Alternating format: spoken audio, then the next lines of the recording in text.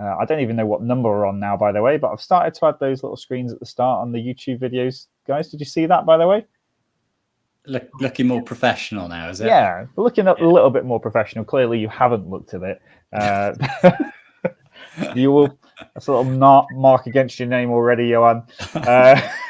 Welcome, everybody. My name is Feeling Master Jonathan Blackburn. I'm joined by Feeling Master Johan Rees. How are you, Johan? I'm really good, thank you. Good. And also Candidate Master Alex Bullen. How are you, Alex? Yeah, I'm all right, John. Thank you. Yeah, that sounds like a bit of an all right. Is that the Caro win that's had a positive impact on your day, or you sounded a bit tired there? I don't know. I don't know. Just a normal week. Okay. And what about for yourself, Johan? Do you play much chess at all, or? I've done quite a bit this week, actually. Yeah, I've done more than had a bit of a lull, and now I'm into it again. I'm into it. Got new training methods, so it's kind of fresh. Yeah. Well, that's good. And I mean, shall we talk a little bit about that before we dive in? Well, I'll tell you what the topics are, and then we'll talk about our training methods as well, because that's probably really quite useful. So obviously we'll have a look at the calendar and the ratings, tournaments maybe that have just happened to see who the winners were.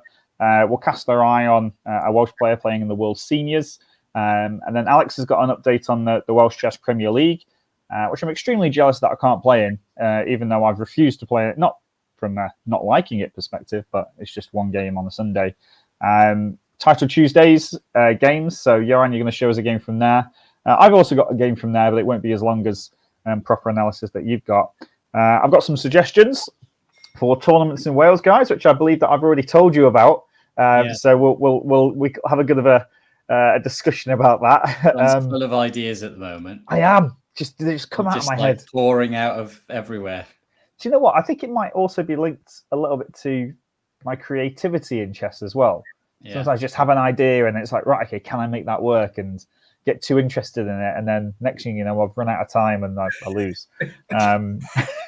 It's true. You're playing a game though, right? And you're just like, oh, that looks like an interesting idea. I've not done that before, or I've not seen that before.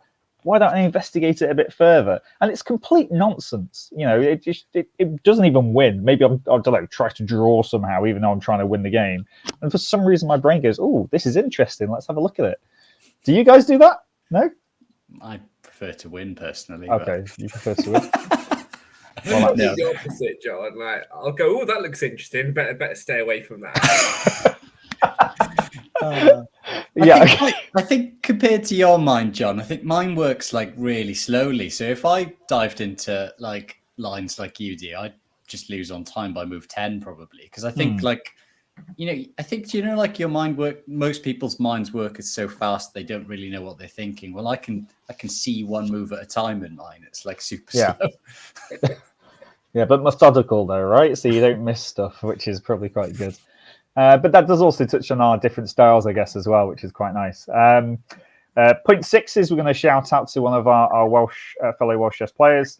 And then if we have time, we could talk about the Qatar tournament that's just finished and also the Grand Swiss, which we were discussing literally a few minutes ago as well. So much to talk about that. But this is a Welsh chess chat and there's no Welsh chess players playing there. So we kind of leave it to the end. But yeah, go on, Johan. You were just saying about your training regime and regimen. You said a bit of a lull and now doing some more. Is it frozen? Right. No. Yeah. So I mean, basically, I have a few books that I want to read, and and I have wanted to read for years. They're just on the shelf. I think you mentioned this in a previous chat. You've got the same. Yeah. But so I did actually start reading one of them, and it gave me an idea to basically play engine matches. So I think I mentioned this to you. So I've just been getting two engines to play in a line I want to get better at. So I took one specific line that I'm pretty bad at, it's the Benoni type pawn structure. So I just got the computers to play, and then I got the good computer to play a bad one, and then basically just make notes on the games, any themes that come up, and I don't know, I just find it more interesting because instead of going over with an engine sort of 5-10 moves deep and then you never see the end of the game, you basically, you kind of see what how their moves like translate into the game then. So it's like more interesting, and also like gives you sort of better idea of sort of late middle game strategy and maybe early end game. So it's like, yeah, it's been more interesting basically because it's different. So this is quite kind of, it's not kind of rewriting how people should study openings really in a way, because what you're doing almost like an improved version of you learn the first, I don't know, 10 opening moves, let's say, for each side, or maybe not even that far in my case. And then basically what you want to do is you want to maybe choose, I don't know, 5 to 10 example games of a grandmaster that would play that opening line, and then see what they do and then copy it, right? Sort of, yeah. I tend to try and avoid like human games, to be honest, because like, yeah, they're kind of obviously full of mistakes, right? So you don't, and I don't think you really want to get too many ideas from humans, like, and also you also don't want to get too many ideas from just watching machines, because sometimes they're very unhuman. So that's kind of where the AI comes in that they just play like a really good human, so you can understand it. So like, yeah, I think it's nice to see an engine with AI play against like the old style engine. So that's what I've been doing, and it beats it like nearly every time, but in a very human way. And it's like in really nice, interesting games, like where there's some attacking, not just shuffling pieces for 100 moves. Yeah. But it will literally be an engine that's like, say, 3,000 rated every single time from an equal position, and it's pretty crazy, really. So is it quite easy to like load onto your computer, the AI computer? I'm not sure I've got it. Well, Stockfish Stockfish has now got a neural network as well, so it's got a best of both worlds. So it's got a bit of AI and also like the old kind of Stockfish as well. So, okay. But you can also just get Leela. Leela is the AI neural network engine, and it's for free. So that's easy enough to get. You can just download it. If you just Google it and get it on your machine, it's really good. Yeah, I've got Leela and Stockfish, and then neural networks and the regular Stockfish as well. Yeah. I haven't updated them for a while. I think my dad was talking to me about it the other week, going, "You really should do this." I watched a video on it, and I'm just like, I haven't done it. Have you got all these? Go on. It's really good, and it's amazing that it's free. You know, like you'd have to pay loads of money for a really rubbish engine before, and now all the really good ones are free. It's just brilliant time to play chess if you want to get better. Have you got these, Alex? I just use Stockfish. Yeah.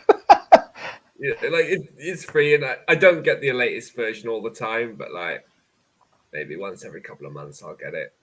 It's pretty good though, isn't it? It's right? better than me. Like, so yeah. Compared to like a few years ago, like the jump in quality is just ridiculous. Yeah, true.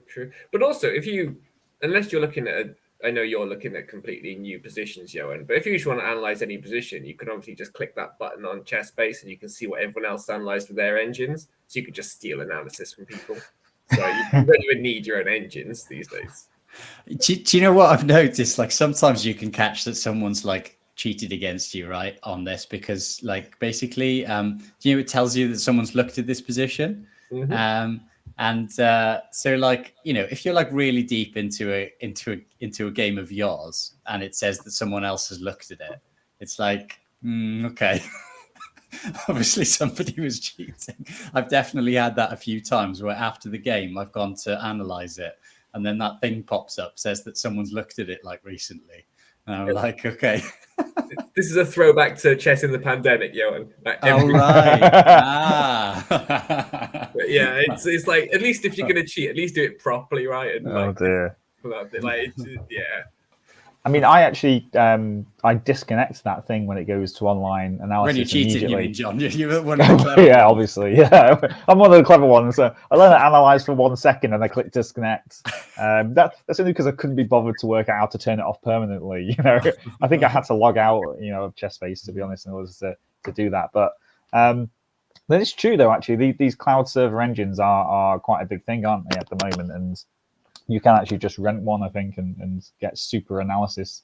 But I don't think it's even needed to the strength of these engines for us. So man, is that obviously have you got because what I've done this week, literally pen and paper in hand. So I had a bit of a lull after the summer. I'm obviously really busy with schoolwork because it was September. A lot of things to organise for the county. Things are starting to get a bit better for me now. I think I've got past most of it. So I actually wrote down kind of like my journey towards the Welsh Championships and beyond into the summer.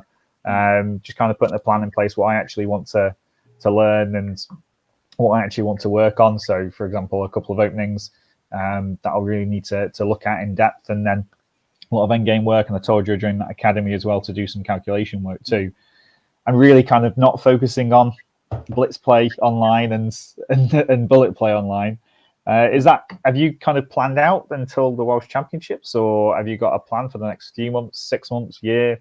Well, I've had a plan like since a while, and it seems to be like fine, and I'm just following that really. So it's gone slower than I thought, but like still, it's still a plan.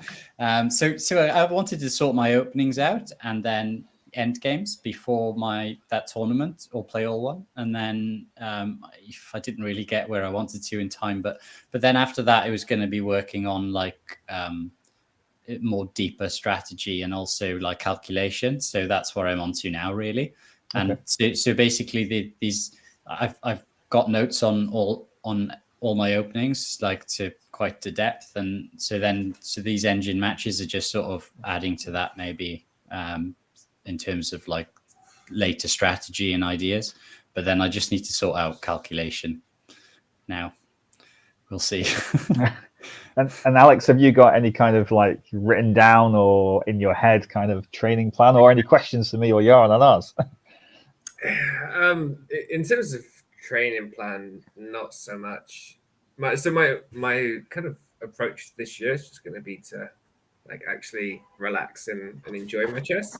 Because I think, whenever I go to a tournament and I like prepare loads and I'm really studying before I go, it's almost like there's an expectation to do well, and it never happens.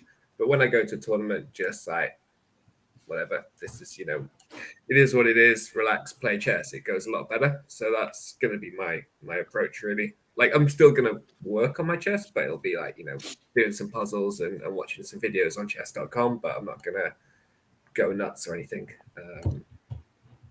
And we'll see how it goes. I mean, it might not work, and then I might have to start putting pressure on myself in future, but I just feel like there's no point trying to put expectation on myself to do stuff. It's a good point though, Alex, because the psychological pressure that you put on yourself is really huge. And I know that, Johan, you mentioned in chat that you listened to Caruana and Christian Schiller's podcast, and they were talking there about the nerves in the last round of chess tournaments and things. And I don't think people sometimes realize just how, if you're not a chess player, just how competitive and nervous, and psychology plays a massive role in it. So yeah, I get that, Alex, as well. And yeah, that is a different approach to what we're taking, but it might actually work when you go into a tournament more relaxed. I've got a question for Johan though.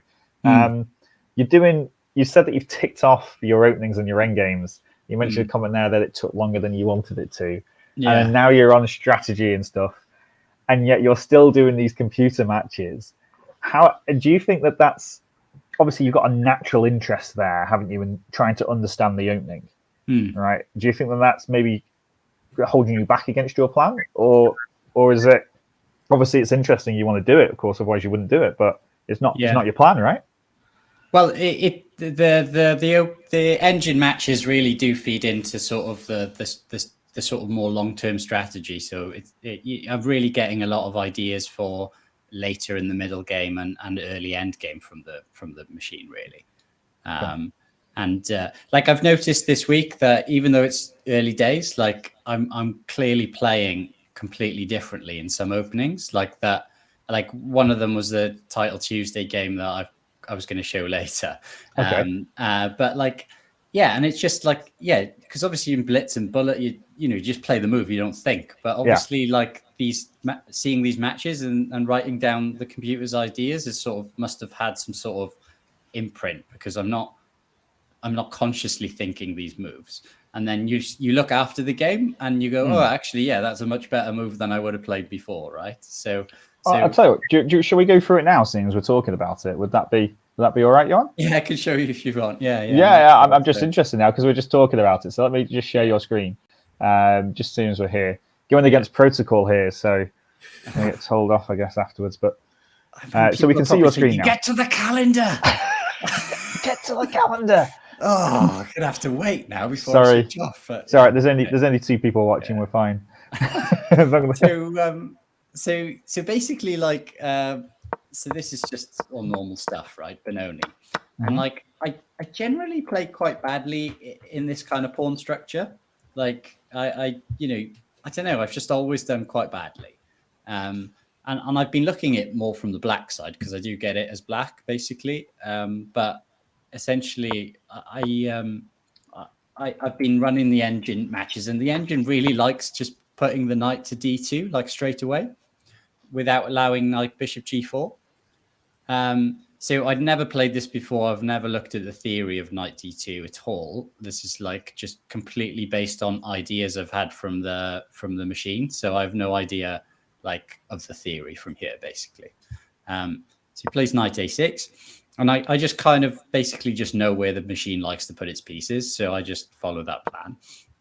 I play e4, knight c7. And it tends to just like to play a4 quite early. Even though b5 is not threatened there. It's just quite a common theme. So I just played that. And then this is a move that I never would have considered, is like bishop b5 check. So essentially, like one of the things in my notes was that the engine, like basically, likes to swap off the light squared bishop, ideally for a knight. But black always tries when I flip it round and Stockfish plays black, it always tries to swap off its light squared bishop for one of white's knights. And I think, I don't know, white's squared bishop's rubbish or something. It's just a very common theme. So quite often it'll play bishop b5 check to force the bishop to sort of d7, and then it's very hard for black to swap off that black squared bishop, what light squared bishop. So this was just like a move I never would have played before. It doesn't feel natural to us, though, does it? Like to allow the knight to take the bishop. Yeah. I mean, I know that they blocked with the bishop here, but and Benoni players know probably not to take it, but allowing knight takes bishop, giving away the bishop pair in what doesn't look like that close position, because we know that f4 and e5 could come pretty quickly, right? Yeah. The point is that I guess the backward a pawn, then if he takes it, and I've got a nice square on c4 for my knight, but essentially like these are the squares that they just really like putting the pieces on. So and then basically after a6 then I just retreated, but I mean black obviously hasn't played very well here. He hasn't played bishop g7. He's left his king in the middle. So basically like once the Stockfish has got his pieces onto these squares, then it's a very common pattern that basically it just goes for the king, like even when it's castled, and it does not mind about material. So it's just like it just happily gives away all its pawns, just goes for the king, and it's just like it just happens in so many games. So I just kind of went for it now, which is kind of obvious thing to do, and I didn't even bother calculating about taking on d5 because king's in the middle and it is always a happy ending for white, really, in those Stockfish games. But in this position, so basically, the game's won, really. Like, there's probably loads of winning moves for me. You could probably see it on the screen. Can you guess what move I played? What? I've just seen what move you played. Oh my... What? So I actually have no idea how this happened, right? It's a mouse slip. It's a complete mouse slip. But why was my mouse anywhere near those squares? I don't know. But I played b4 accidentally, which is just like the worst move because I'm not only losing a pawn, but I'm swapping the queens off as well. It's like, oh God. So basically, I've gone from like +4.5 to -2 in just one slip without actually losing much material. So and this is no wine, right? No wine. No, it's just it's just what happens. I think I was I think what I was expecting instead of bishop e6, I was expecting knight takes knight. Yeah. And I was basically going to pre-move. I was going to pre-move taking, and then I realized, oh, actually, he's got another move, so I'll wait. But I'd already clicked the b2 pawn, I think. So basically, I somehow accidentally clicked on the b4 square. My pawn just went. Oh dear. So basically, some swearing and then composure. I had to recompose myself and think, let's try and win this game somehow. But it's a good job b4 is not a good move, right? Imagine if b4 was actually okay. Like Kramnik could have had you by now. You're a captain. Yeah, if that was a good move, I'd have been done for cheating big time. Yeah. So the queen's come off now, and I lose a pawn, and I'm like, oh gosh. But I mean, to be fair, actually, he only played sort of one really bad move from here, and that's that. So I kind of thought, right, I'm just going to keep his king in the middle. Now there's a tactic coming up in a second, so don't look at the moves. See if you can guess it. Okay. So I played here. It's quite nice actually. So check here, check here. Okay, it's your move. It's a nice one.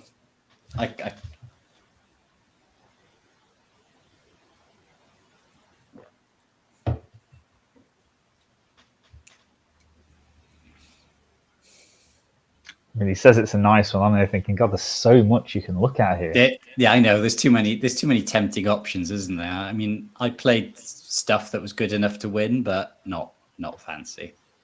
So, I mean, can we go just bishop g5 check first, take the bishop on d7, so we've got rook a7 in reserve and play bishop f6? Oh, I think if you play bishop check and take the bishop, black escapes. I think he's fine. But I'm a bishop up, right? Because we'll win the knight. Oh, no, yeah. I'm wrong, because you've got rook h c8. Yeah, so I think he kind of escapes. I basically need to kind of mate him or something because b2 is coming. So bishop g5 check and then king c8, rook bishop a7? g5 check, but actually you can just play rook a7, which is lovely. Oh, because it doesn't matter. What a move. Like, I think it's forced mate.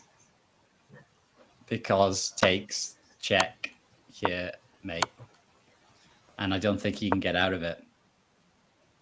But I missed that.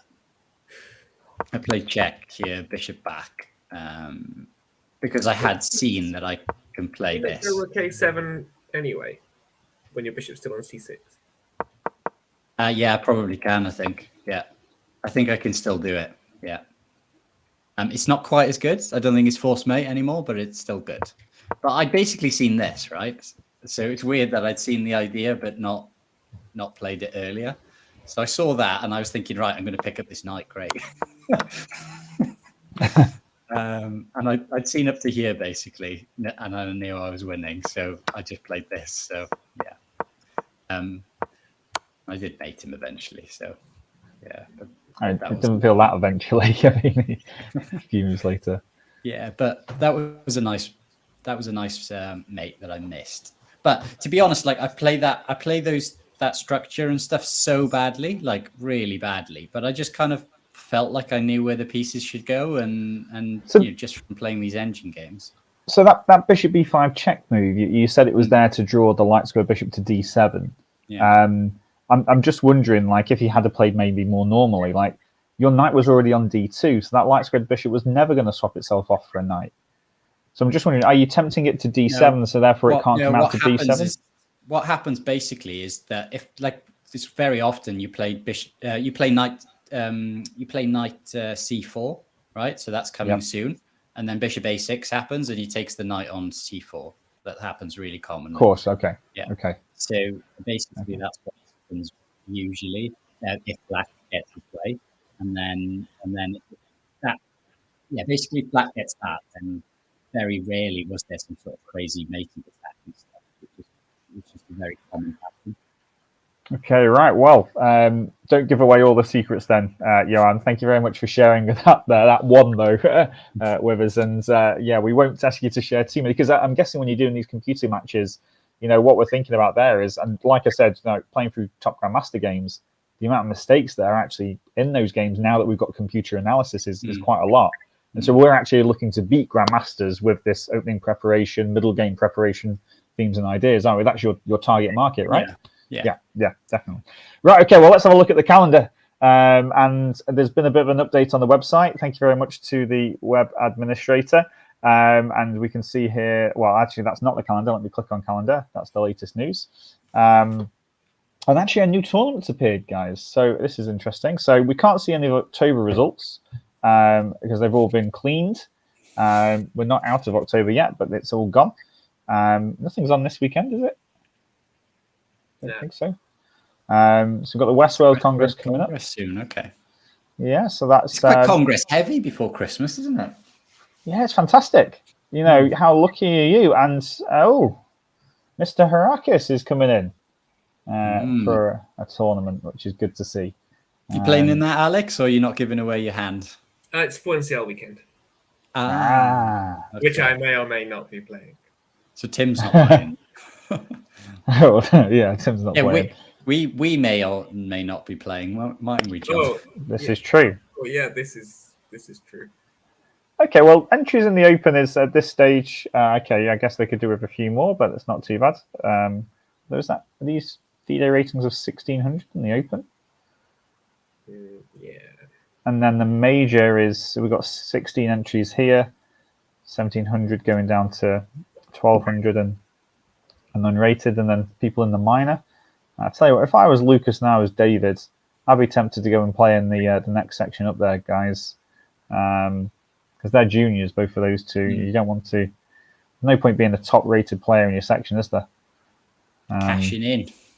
Well, yeah, but cashing in when you're like, I don't know, how old's Lucas? Is he like 8 or 9 or something like that? And David's 11 or 12. You know, like I only played one season in the minors. I never played in any major ever, and just went like to Open, so I missed out on all of those lower all the ones. Cash. Yeah, all the I don't cash. think I ever won a minor. Actually, I was all like, I remember like Olivia and stuff was playing at the same time as me. She'd always beat me or like be higher than me. Well, I'd advise them to go into the next section up and not try and have it too easy for themselves, even though it might not mean that they win. But again, they might not even win the minor. You know, it's difficult to do. Okay, we've got the WCPL, which we'll have a look at in a second. We'll have a look at some of the results that's happened over the first weekend. We've also had the junior tournament over the weekend as well that did appear on chess results, but I kind of want some confirmation on what the actual final team results there. But there's been another event here on the 26th of November. So it's up by me, guys. So Wrexham Chess Club. Is Wrexham close to you? Well, I don't know about close, but maybe like an hour. It's higher. An hour and 20, an hour 20, an hour 10, depending on which side of Wrexham it is, and you know, so it's not. Sorry, you tempted? Oh, if it's a one-day rapid play, then I'm always tempted. But I think I contacted them before about who had actually entered, and I think I would have been the highest rated by like 200, 300 points. So it really depends on who's actually entering. I don't want to turn up and then be 200, 300 points higher than everybody. Even if I do win it, then it feels bad, to be honest, to actually do that. I think it's like, it'd be good for me to support it though by sending some of my, I don't know, juniors or club mates to it, which would be quite nice, and they can go and have a fun time if they need to fill it up. But I think they've also had issues with, I think last time, how much the venue can hold. So get in quick if you want to play. Really is the big thing. But okay. January the 13th, South Wales Southwest County Junior Team. Was that in before? I don't think so. I don't remember that, no. It's almost like week to week we need to kind of like work out what's new and what's not new. Welsh Championships being there either. Do you remember those being there? No. The 20th of Jan, 21st of Jan, an AM Blitz. They need to, because that's January, right? They need to get the word out there for the under 8s and 9s. Do you know what I mean? Because people need to be entering, don't they? Haven't we already had the under 8 and under 9? Yeah. So hang on a minute. We've already just had the under 8 and under 9 championships. I'm very confused. Well, technically it'll be a different year though, right? It was 2023. This will be the 2024 champion. They just want to get it out of the way early on, I guess. I don't know. No. There must be like one weekend in the year where you have the junior championships, either all together. I don't even mind if it's like one weekend and then the next weekend for like the even years and then the odd years. It must just all be in one weekend, same time every year. So that's what it used to be like, wasn't it? Yeah. So it now feels like we've got... It would put odds and evens different times and stuff like that, yeah. Yeah, it feels like we've got a championships every couple of months or a month, that's going on. And I'm not complaining. I think there should be these junior events, but I don't know if it should be a championships. Like, is the Welsh titles going to be decided here? It looks like it to that. It does look like it. It does feel strange. Yeah. Because they could have just played in the minor of the January Congress. Because it's not like... Yeah, why make it clash? Well, it's not clashing. They're just using excess capacity. So I will check in the junior tournament. Right? Yeah, I guess so. But yeah, the juniors, so the top juniors can play in the minor, but I'm not so sure about the rest of them. Okay, well, here's the under 11 and 13 championship in February. I mean, okay. Oh, yeah. Welsh Primary Schools Team Rapid Play Chat. Oh, this is new, isn't it? March? There seems to be a lot more on there. Yeah, they've updated. I just got excited by something I saw further down. The tandem. No, the hand and brain tournament. Oh, yeah, wow. Okay, so, well, it's on the same day. That's on the same day, though. Okay, what's a hand and brain? It must be one after the other, though, right? What's a hand and brain tournament? That sounds... I know that is. That's going to be chaos, but I love it. You know what it is, Alex, yeah? Yes, yeah. Yeah, so basically, I know what it is that you're playing as a pair, but one person sits and they decide what piece needs to move, and they call out the name of the piece, and then the person making the move has to decide which piece that is. So if you call out rook, you could have two rooks, and then where to move it. Oh, man, that is, like, stressful. So you're thinking one thing, I'm thinking another thing. But, like, if someone says rook, right, can you move either rook? Or... Yep. Yeah, okay. Yep. But you can't tell them which rook or anything. And so, yeah, that looks like a lot of fun, actually. So I'll bring down my Welsh Championship trophy that week for you to look at. And talking about, like, strategy for that hand and brain, would you want the stronger player as the hand or the brain? Like, that's actually quite a difficult one to think of, isn't it? The brain, surely. Is that the one that says the piece? Yeah. Yeah. Probably. Yeah. You can at least kind of then guide the person, because like the hand then might at least get if they say something stupid, and there's nothing you can do if you're the hand. Yeah. I mean, okay. Even move one's chaos, right? So. If you imagine like a king and pawn endgame or something, you'd probably want it the other way around, maybe, right? Because like it's just going to be, I don't know, maybe not. I don't know what you say. Move one's difficult. You just say knights, and then there's only one really. And then you have e4 knight a6 or something, right? Maybe. I tell you what. Okay, that's just a bit of fun there on April the 6th, but definitely something that we want to do. But yeah, I'm impressed actually that they've got a primary schools team rapid play championships and the secondary schools team rapid play championships consecutive days. Looks like they've got a new venue there at Cardiff Business School. So thank you very much to them, and well done to the organisers for getting it on the calendar, getting something in there. And what I really want to see, which I'm not going to be able to see because it's not me that would enter it, but is the marketing for that going out good enough? That's what's got to get right for that, because if you've got to get every primary school in the country, every secondary school in the country has to know that this exists, so that they can actually enter a team and start planning for it. Because if you leave it till January, it's going to be too late, because people have got to organise minibuses down. Schools will enter that and travel quite far for that as well. Especially the independent schools will for sure, but also state schools will as well. Okay, so the big... I'd not spotted the Welsh Rapid Play Championships on there before as well. Was that there before? Because it's always been there, I think. I haven't played that in ages, but it was always good to play. Yeah, I don't think I've ever played it every year, Johan. Pardon? It's only because you used to win it every year, right? Didn't you win it like 7 years in a row? Oh, 7 years in a row, yeah. Why, Johan? If you came last every year, you wouldn't be so, I love that. I played 8 times. So I came second when I was 12, and then I won from 13 to 20 years old. Yeah, it was happy hunting ground. Was it well supported back then, Johan? Was there many of the competitors in it. Okay, right. Well done. I don't think I've ever played in it. I think it was because obviously not living, down there, it's 3.5 hours away. So to come down for a 1-day tournament is really tricky. But I'll tell you what, I might actually, Alex, move in with you for the entirety of April here. I mean, you're not welcome for any of it, mate. I know. Yourself for the whole thing. I just force myself in, right? Okay, well, it's actually even more exciting because we have another junior championships under 14, 12, and 10 this time coming around. So that's and then that will clash with the rapid play and blitz. So if you're under those age groups, you can't play in the rapid play and blitz. Good. Because you should play. Good. You should be playing in that. More WCPL and South Wales International. I tell you what, the calendar.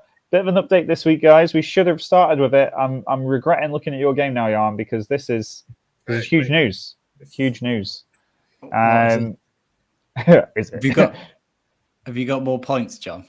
No. Oh no. Gone down. Is that do you know what? Just disappointing though, right? So I drew with Richard Downley and beat Pat Bennett. And I was thinking, so I was at minus 23. And I made a joke last week, didn't I? I'll be minus 21 now, Well, guess what? I'm not minus 21. I'm minus 22. I was just like, oh, God. Can't even get 2 points, can I? He's giving me 1 point for a win. 1 point for a win. Alex, I think you've gone down 1 point, have you? Is that right? Since last week, I'll have gone up. I thought you were 22.75 last week. I don't think so. I was 22.75 only at some point during the Newport Congress before I lost to Arkle.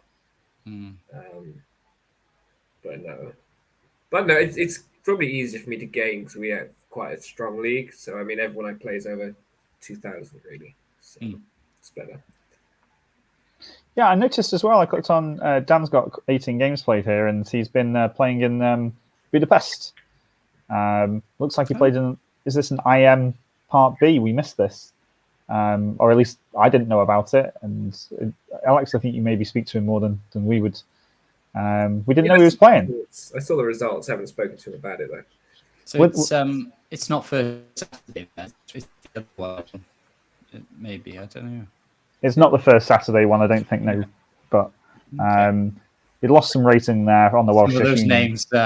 Some of those names ring a bell from when I played first Saturday. I played Pap and Sabo maybe. Minto. I definitely played those two. Yeah, because they're there all the time. Okay, well done, Dan, for playing some chess, which is good to see. Let's have a look at the differences. Not a junior on top. This is positive news. But look at them. They're all bunching up there, though, aren't they? Lots of juniors. They're all queuing up, which is good to see. And well, the thing is, they actually did that report, didn't they? And the Welsh junior is actually more underrated than an English junior. So apparently, and the play, Josh. This report. Sorry, Alex. I've not seen this report. Where is it? Oh, there was. Oh, I don't know where it is. I came across it like a month ago or something like that, where it had like each country and then on average how underrated some of the juniors were or overrated. And the Welsh junior was something like 200 points, and the English junior was like 100 points or something like that. Okay, I mean that's wrong, but sure. Oh yeah, I agree, and it's so individual to the where junior. The data came from. Do you know what I mean? Like, yeah. And are we talking about a 17-year-old or a 7-year-old? Did you say Tim was playing out in like? Yeah, something. I haven't got his results though. In Hoogeveen. Yeah, he's on. I don't know how he did today in the Masters. Oh, he's out there now, is he? Yeah, he was on 3 out of 6 in the Masters, but he's on like 3 out of 6, and he was playing 23.80 or something today. You said he was really strong, though, didn't you? Yeah, so it's a pretty savage tournament. But yeah, I mean, it's good opposition. I think the lowest rated opponents he's had has been like 1,900 or something. So yeah, good workout. Well, he's. Do we think he'll be close to Josh McKenna then by the time he finishes that tournament? Yeah, because he's also playing in the morning tournaments, isn't he? So he's getting like 16 games or something. Okay, Josh, you're going to have to get some more games Tim, in. If he carries on at this rate, he might beat some sort of record. Most games of chess played in a year. Like he's on quite a rate at the moment, isn't he? He's definitely doing very well. Okay, well, those two are currently at the top. Obviously, we've got Andrew and Sam and Mike and even Adam and Ethan on 30 plus, which is a good effort. Yeah, it's only they only need to take a couple of weekends off and they can be caught. I think there should be some sort of reward for that. But I'm not prepared to spend any money toward it, so we'll have to see if we can get a sponsor for it as well. But the other person playing abroad at the moment, if we just take a look over here, is Alex. You brought this to my attention before in the World Seniors. The World Seniors, which is in Palermo, Italy, because that was quite hard to find. So I thought I'd throw that out there. But you got look at these legends. Vaganian is a French defense player, so I've followed his games for ages. And also Laputian. I don't know if I'm pronouncing those correctly, but I actually had an email from Laputian at one point because he was like working for FIDE or something, and I replied by going, "Oh, you're Laputian. I used to follow your games all the time with the Armenian variations of French." He didn't reply. He must have just opened it up, looked at it. Sado. Yeah, I don't even look at my own games. Probably. But okay, we scroll down here. We've got Peter Varley representing Wales. Doing, then? Well, I think he's drawn today. Please for him. So win, draw. I think he's one of the higher rated players on average, even though there's GMs in there. But yeah, he's started solidly then, so we're beating 1800s and then 2 draws v 2000 players. But well done, Peter, for putting the effort in and going over there and playing it as well. I think that's quite commendable, to be honest, actually. He must be over there by himself then. A trip to Italy, I wouldn't say no. Well, where was the best tournaments I played in was in Italy. It was so good. European Club Cup. Like, just get nice food, wine. It's like scenery. It's all good, isn't it? This is the Welsh Juniors. Sorry, my mistake. I did have them loaded up. So in the top section, the over 1200, you got Chomber and Luke on 4 points. Although I was told it wasn't meant. I did see something about it not being actually completely accurate, but I guess we can just report what's on here because this is, I guess, what was submitted to the rating office. So this Adam Morris. Controversial, but yeah. Well, it's on there, and if it needs updating, it needs to be updated. Thomas and Adam got 4 points in the under 1200, and they couldn't have put it all in one go, so I can just click across the top, could they? You know, they had to do all separate things. Okay. And Ellis got 4.5. Well done, Ellis. In the under 900 and the under 500, we have Yavor and hang on, how many? Yavor, Henry, Sanuli, and Rodri all getting 4 points. What? How did so many people get 4 points? I mean, did everybody get 4 points? Just like, half the field got 4 points. How is that possible? Clicked around 5 pairings. That sounds very suspicious. What? Oh, because there's not many players. The person on 1 presumably had played the people on half, so therefore you couldn't keep the players on 3 against each other. So they all had to float down. Oh, wow. That's a weird pairing. That's the problem with having 8 players in a 5-round tournament, right? Yeah, of course. Actually, these Suriach, he's evented my Staffordshire tournament as well, as a couple of others from South Wales. They're coming all the way up, so it's good to see. But well done to those juniors and all the rest of the juniors as well, just for playing, to be honest, because you need games, and whether it was the right section or wrong section or right results or wrong results, making sure you play those games, write down the moves, at least for the first 10 moves, and then go through it afterwards on the computer with a coach, with an adult, to try and find how you can improve, I think is very, very important. That's just my terrible Title Tuesday game. But Alex, shall we come to you, please, if that's okay, sir, for the Welsh Chess Premier League, because I think that's definitely needs to be covered. And I'm actually looking forward to this report. Do you want to share your screen, Alex, or? Yeah, I'm in the process of it. You can share whether he played on or not as well. Now, oh, yeah, big news. Big secret board order. Big secret. So you can see my screen, yeah? Yep. Mm-hmm. Yeah, so Welsh Premier League started. Obviously, it's the I absolutely love that name, the Full Ponty, by the way. It's just so good. It is It's good. It is absolutely genius. So yeah, it's the main team event in Wales. I think pretty much everybody who's half decent at chess in Wales has got a team, right? Can you think of anyone who hasn't got a team who's good in Wales, lads? Oh, Mr. Bullen. Sort of not been sitting on that one all day. For those watching, it's because me and Johan haven't got a team in it. Yeah, John was emailing all the teams. Please let me play in your team, but nobody wanted him, so Couldn't get it. Couldn't make it. He's a free agent. He'll be looking for teams in Saudi Arabia soon. Well, it pays better. So, Welsh Premier League started, and we have some results. We'll start in the open section. Look at that, I can scroll down a little bit of time, not to do spoilers. But we had Abergavenny Newport, so I guess the Gwent derby in round one, which was narrowly won by Abergavenny. And I think probably a shout out, they put quite a lot of effort into getting their team together. I mean, Charles lives North Wales, Nigel lives somewhere in England, so some good commitment, and just edging out Newport. And then Cardiff against Morriston. So Greg's on board one. So what were you board two, Alex? Oh, maybe I dropped out. No, I was not playing this match. Hey, so Cardiff pulled it out of the. Oh, wait a minute. What was the strength? Yeah, so that's a strong match. It would be good if there were ratings, I suppose, but we know most of the players. But Well, you weren't playing because you couldn't get in your team, Alex. I couldn't. I'm not going to get. Now they've won, I'm not going to get in the next team either, am I? The bottom names are unfamiliar to me. So how good are they for you? Reggie's sort of like, I'd say 1900 standard, and Bob Moore I think is a little bit lower, maybe like 1850 or so. But yeah, so I heard about this match. Apparently we weren't very clinical on the boards. We didn't win, but it's at this level you have to be clinical or you can easily lose a match. But we got the job done, narrow win.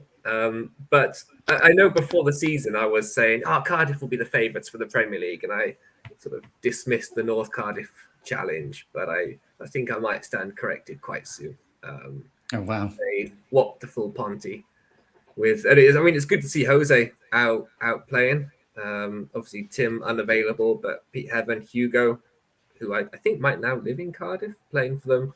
Paul Hatchett, Duncan, Bence, got some youth there as well. And they Bence, where does he live then? I thought he was West Wales or something, wasn't he? Who, Bence? Yeah, North Cardiff, I assume. Is he? Okay, I don't know why I thought training day with us, Johan, wasn't it? Yeah, I know, but people come from. They do, yeah. So, but I don't know why. I just thought he was West. I thought he was West Wales or something. Chat saying North Cardiff.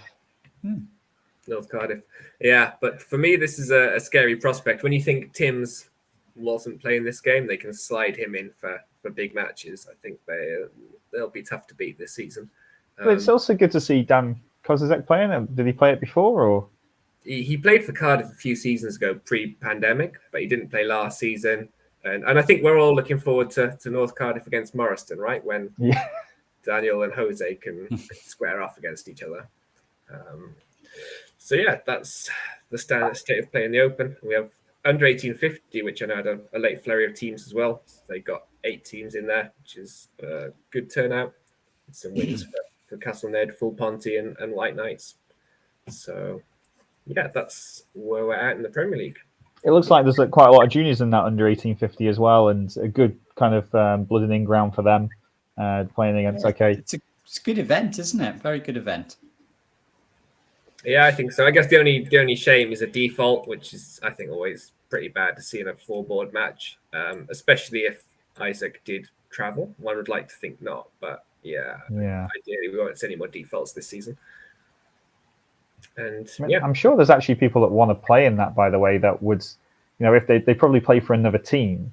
But can you loan a player out to play for another team, even though you play in the local league for, say, I don't know, North Cardiff? It's irrelevant who you play for in local league. For example, last season, Tim and Jose played for White Knights in the Premier League, but they don't live in Glenelg or anything like that. So I could play for Morriston if I wanted to. I mean, I'm pretty sure Daniel's never been to Morriston in his life. But... Oh, right. So he doesn't live there or anything? No, he lives in Cardiff, Daniel. Actually, why is he playing for Morriston then? Him playing for Morriston. I don't know if he's friendly somehow with one of them, or whether they just poached him on Facebook. But it was good captaincy by whoever got him, I think. So that's interesting. Because I assumed you must. I thought he played for Cardiff, but I don't know. Yeah. No, I mean he's not a member of our club. Although I'm not sure. I'm not sure if Greg's a member actually. Maybe. The thing is, though, I think it's a good thing because I think we should kind of spread about the different clubs and prop them up on the top. If we all filtered into one club, Cardiff used to hog them all, didn't they? So it was just like Cardiff was just like loaded, and then the rest of us were sort of But it looks a bit more even now. Yeah, and I think any team can beat any team. I know last season, obviously, we lost to Newport, and I think here, even though North Cardiff are very strong, any of these teams can turn up and beat them on their day. So it'd be good to check in after the November weekend. So are we allowed to play in this, Alex? Say I was I don't know, said I wanted to play or something. And yes, because you're because you're Welsh, right? Yeah, so you either have to live in Wales or be Welsh flagged. Right. Okay. And then you can. But isn't there a cut-off deadline that you have to name your teams for? Until? Yes, so you have to name it for the season. Then you can add 2 players maybe halfway through the season or something. I don't know. I'm not a captain, so I don't know the rules. But 2 players, and me and Johan are not signed up.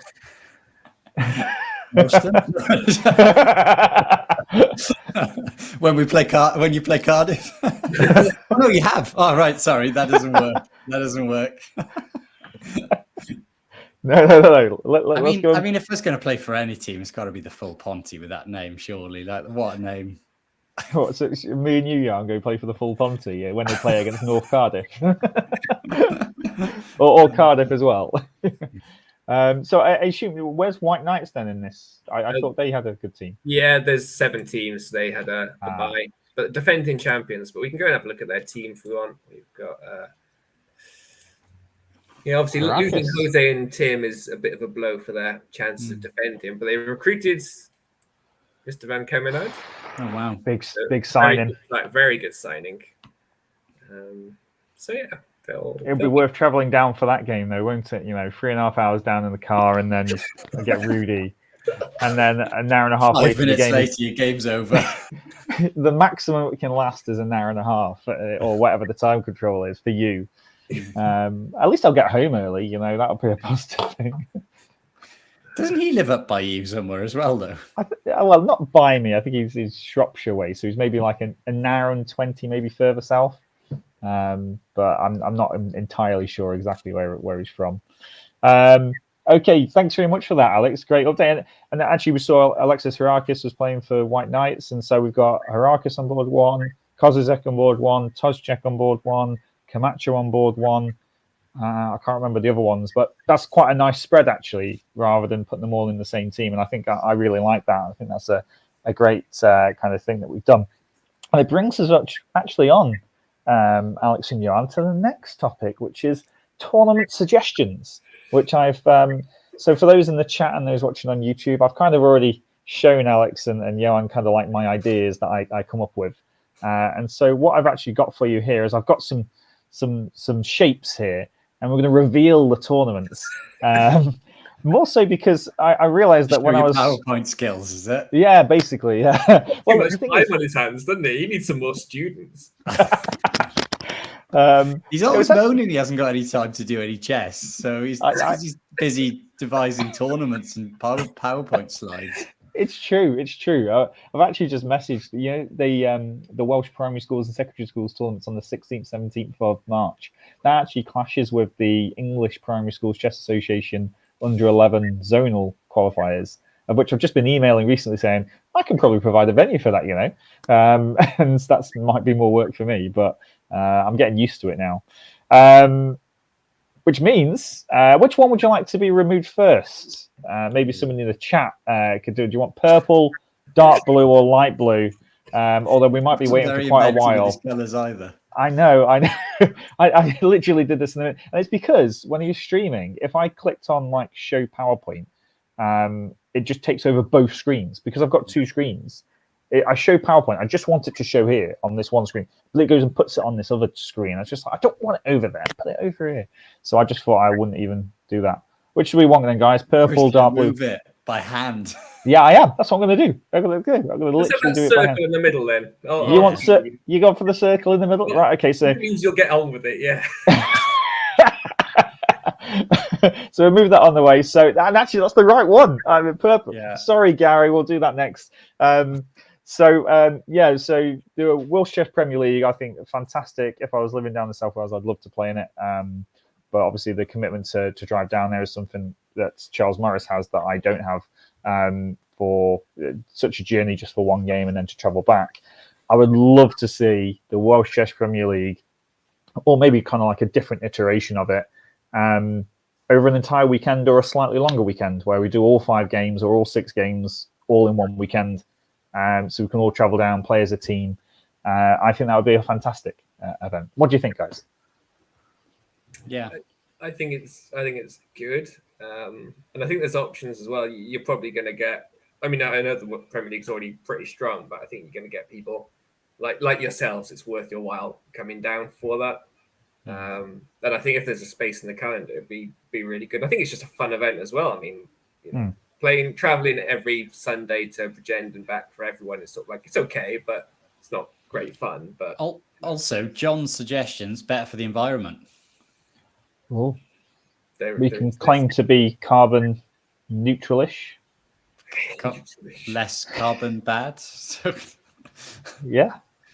Think about all those miles everybody's doing to get to the Premier League matches. I guess my question is how Premier would we keep the Premier League? Would you want it as open, or would you want it to be? I'd probably want it to be the same. I don't really want it to be ruined by people bringing in kind of like non-Welsh players into it. I want it to stay open, as in, say, if 4 people from around Wales, all Welsh players, want to enter a team, you'd allow them to, and call themselves, the Audible Czechs, for example. To be honest, I think yes, I would, but I would probably like to see people stick to the Welsh Chess Premier League kind of teams. But actually, it needs to fit in for European qualification or whatever, isn't it? There's some sort of rules for that as well. I don't know how I feel, actually. I don't know whether I that's to be debated, Alex. Now you've said it. I'm going one way and then the other. Well, you were saying about having like an all-star out of Wales but Welsh team. What did I say? I'm sure you said something about how you're going to gather 4. Oh yeah, but we'll all be Welsh flagged though. Yeah, that's what I mean. So you could have all the teams that's in it already, but then you could have like a out of Wales team that is Welsh but don't live in Wales. There's a word for that, isn't it? I'll be board 3 behind you and Richard Dyneley. Pat Bennett, a few other people as well. That sounds like a great back team. From Australia. Yeah, Richie back from. I'll be board 4. God, that'd be terrible. Okay, still things to iron out there. Obviously, if there's a date in the weekend for something like that, I think that'd be a fantastic event, and maybe kind of float it to some of the other team captains as well to see if they'd want to support that. And it might involve obviously a hotel stay, but I'm guessing people are already possibly doing that. Well, they won't do if it's down in South Wales, will they? So, but I guess Charles Morris isn't going to drive down there and back in one day for the Welsh Chess Premier League. No, probably not. I like it. It's good. Okay, so Gary, you said the purple. It's not even a rectangle. Drum roll, please. I'm just going to delete it. There we go. Oh, that was good. So this is. I think Kevin's probably already done something similar to this beforehand in some different kind of form. But I do think that we need to have more tournaments where, we would definitely, me and Johan might make the effort to come down and play in it. So I am and GM Norm all play all tournaments. But I think one thing that's been missing before, and as I've started to run tournaments, I've started to understand a bit more. You need the numbers in order to pay for the venue. And so you should have probably a 10-player, roughly 2,000, although that can also be 1,900 rated. In fact, I'm going to add an extra line. Let's do another 10-player, 1,500 rated tournament. You know, you could have it all play all tournaments. You think that how excited we're getting about a tandem tournament and a hand and brain tournament, right? Have you ever heard of 10, 1,500 rated players playing in an all play all tournament before? No. Yeah, it'd be Why good. not? Actually, do you know it would be really good for like juniors, right? To do that, to be in one of those, and then it's just a way of moving up the rating brackets, isn't it? You know the 9 players you're going to play. You've got a coach. They kind of help you for that event. You smash it, then you move up to the next one, and it's like a little ladder. Yeah, no, that's exactly what I was thinking. But it's like one of those things is you don't just put on a one tournament that's just 10 players and it's a GM norm or an IM norm tournament. You put on like 3 or 4 all play alls, because that's not that many boards, you know. That's only actually 20 boards. Yeah. You don't have to have a massive room for that. And it makes it, you know, you've got, for example, all the people there paying money in to actually play in it as well for the entry fees, kind of covers the arbiter, the venue. And okay, we're not just doing this just because we want these people here to pay the money for the venue and the arbiter and stuff. That's not the point. People up here, like if we're in an IM norm, we have to pay entry fee too. But I'm guessing some of the GMs and some of the IMs will get conditions. But the thing is though, this is going to be really useful for their chess. Like you were saying, juniors. And also, did they get the opportunity to play in an all-play all? They don't. Yeah, it's different, isn't it? It's a different mindset to play in an all-play all, like, as well. So, yeah, that's a really good idea for, I think the kids would benefit from it. I like the idea. I guess my big question is, where's the money to pay the GMs coming from? From the other people playing, because the entry fees are massive. If you're not if you're a norm seeker, the entry fees are like £200. Yeah. Okay, but £200 from like 4 or 5 Welsh players, that pays for like 1 GM. Yeah, I haven't worked out exact. How many nights accommodation? 6 nights accommodation. They stay with one of the juniors, and then like they give them some coaching. Yeah, that's I mean, what used to happen, right? That's what used to happen. I Yeah, mean, that's not a bad initiative, actually. Do they come with a DBS though nowadays? Or yeah, I know. I guess there's rules these days. Maybe I don't know, but like, okay, it's the financial side of things. I think is still obviously up in the air because I agree it's so difficult to hear what Tim Wall is saying about getting his IM and GM norm tournaments, but he's doing it and he's doing it regularly. And they do have charities that support them somehow if you're developing juniors or something like that. So you would have to get some funds to support it. But FIDE are trying to give small nations such as Wales some sort of money to run tournaments, like the South Wales International get some funding. So maybe you can apply for a grant of some sort to try and do that. These extra 2 tournaments, kind of like for lower rating, though, I think is a must to make it more balance the books, shall we say. We should never run a tournament that loses money. Overall, unless there's a specific reason for that.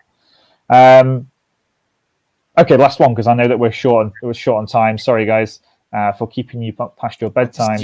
This is your marquee event. That is my marquee event. Yeah, no, I'm really proud of this one actually, because I think that we saw the Glorney Gilbert Robinson Stokes. I mean, you just used to be the Glorney favour back in our day, but I don't understand the.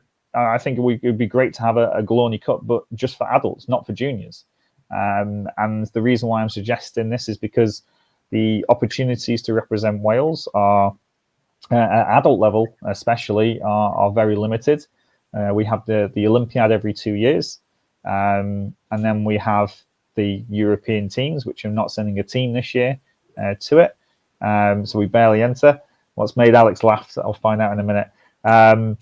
And I think that this would be a great kind of breeding ground to, one, get your Welsh cap, but also it'd be great to play as a team against Scotland, Ireland, England women I've put there, but there can also be an English team as well.